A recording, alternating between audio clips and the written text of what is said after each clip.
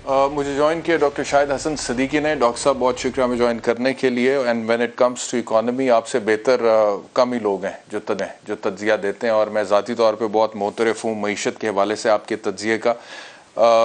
Doctor साहब ये बताइएगा कि इस वक्त अब मईशत कितना बड़ा एक मसला है? मसला तो है, लेकिन क्या ये रिजॉल्वेबल है? ये हल हो जाएगा? ये जो हुकूमत आई है इसके पास जितना टाइम आपको नज़र आ रहा है, इस टाइम में आपको लगता है कि मियां शहबाज शरीफ बतौर वज़ीर आज़म या जो वो अपनी टीम लेके आएंगे मईशत के हवाले से वो कुछ कर पाएंगे जितने बड़े बड़े चैलेंजेस?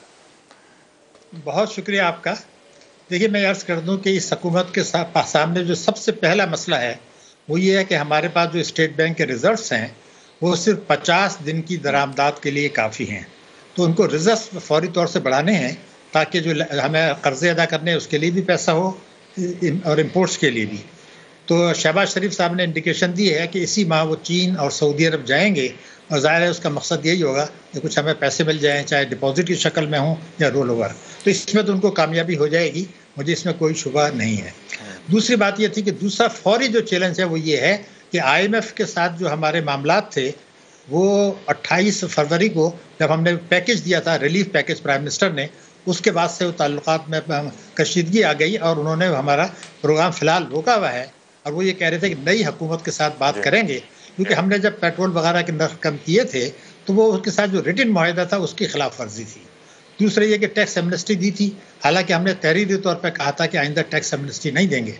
तो मैं ये समझता हूँ इसमें भी वो कामयाब हो जाएंगे कि IMF के साथ मामला तय कर लें, उनको $1 अरब की किस्त मिल जाए और आइंदा से दूसरी जगह से भी कर्जे ले सकें। ये दो तो बिल्कुल वाज़ेह हैं। लेकिन तीसरा क्या फिर शराइत भी सख्त होंगी मजीद पाकिस्तान पे?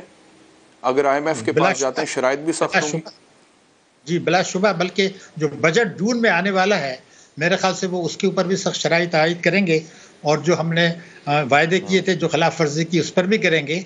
मगर ये देखना यही होगा कि हम किस हद तक उनको ये बात बताते हैं कि जी पाकिस्तान में क्राइसिस है, इंसानी अलमिया जन्म ले रहा है और आम आदमी की हालत ख़राब है, तो वो हमें थोड़ी सी मोहलत दें। अब ये किस हद तक वो उसको कंसिडरेट करते हैं या नहीं करते, या इनकी काबिलियत है नेगोशिएट करने की या IMF के पार सिफारिश कराने की, ये उसके ऊपर डिपेंड करेगा। लेकिन मेरा ख्याल है कि ये मामला तय पा जाएंगे।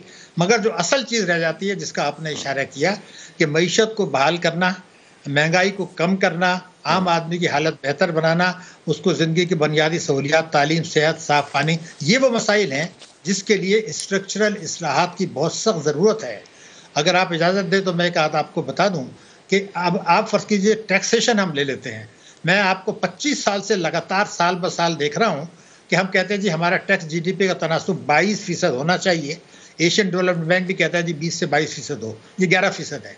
इसका मतलब ये है कि 5,000 अरब रुपया साल हम इनकम टैक्स की मद में कम वसूल कर रहे हैं। तो क्या हम अशराफिया से ये वसूल करने के लिए पॉलिटिकल लेवल रखते हैं? 25 साल से तो नहीं की हमने, तमाम हुकूमतें आ गई। दूसरी बड़ी अहम बात यह है कि कौमी बचतें अगर आप देख लें कि कौमी बचतों की पोजीशन ये है कि हमारे यहाँ जो है वो तकरीबन 15% है बचतें, यानी 7,000 अरब रुपये साल। भारत देख लें, बांग्लादेश देख लें, वहाँ 30% है। तो कुछ 7,000 अरब रुपए हम बचतें कम वसूल कर रहे हैं, 5,000 अरब रुपए टैक्स की मद में कम कर रहे हैं। तो ये जो 12,000 का डेफिसिट है प्लस मुल्क की सरमायाकारी नहीं हो रही, अगर ये चीज़ हम टैकल नहीं कर पाते तो क्या होगा मैं आपको बता दूं। 1980 से आज तक आप ले लें, हमारा जो ग्रोथ रेट औसत रहा है वो रहा है 4.7%, जो भारत से भी कम है, बांग्लादेश से भी कम है और श्रीलंका से भी कम है। उसकी बुनियादी वजह यही है कि आपके पास वसाइल नहीं है। हम बैरूनी वसाइल पर भरोसा करते हैं, रेमिटेंसेस पर, बैरूनी इमदाद पर और बैरूनी प्लेसमेंट पर, निजकारी पर। कौमी मईशत तरक्की करती है टैक्सेस से, कौमी बचतों से और मुल्क की सरमायाकारी से, वो हमारे नहीं है। जो अल्लाह ताला ने हमें वसाइल दिए हैं उसके लिए है, हम एक्सप्लोर करने के बजाय हम जुर्माने पे कर रहे हैं। अभी भी $900 बिलियन का हमने जुर्माना दे दिया रिकॉर्ड। ये रेमिटेंसेस जो हैं डॉक्टर साहब, माहिर माशियात के तौर पे मुझे बताइएगा रेमिटेंसेस कितना इम्पोर्टेंट रोल प्ले कर रही हैं इस वक्त इकॉनमी के पॉइंट ऑफ व्यू से? क्योंकि मैंने प्रोग्राम के शुरू में दिखाया कि कुछ ओवरसीज़ पाकिस्तानी जो इमरान खान साहब के हक़ में थे, उन्होंने कहा जी नो इमरान नो रेमिटेंसेस। हालांकि ये नारा ही है, मुझे लगता है नहीं तो अपने घर वालों को उधर बुलाएंगे। अगर रेमिटेंस नहीं भेजनी तो उनको नहीं बुलाना तो रेमिटेंस तो भेजेंगे यहाँ पे अपने घर वालों को।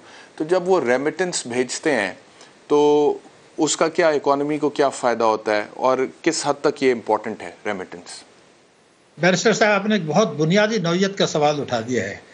پاکستان واحد ملک اب ہو گیا ہے جہاں ریمیٹنسز زیادہ ہیں اور برآمدات کم ہیں.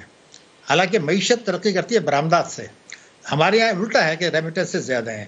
یعنی عمران خان صاحب کے دور میں 94 بلین ڈالرز کی ریمیٹنسز پاکستان آ گئی. 94 بلین ڈالرز. اس سے ہمیں ٹیکسوں میں نقصان ہوا، لیکن اس میں سے کتنا پیسہ واپس چلا گیا یہ ایک بہت بڑا سوالیہ نشان ہے.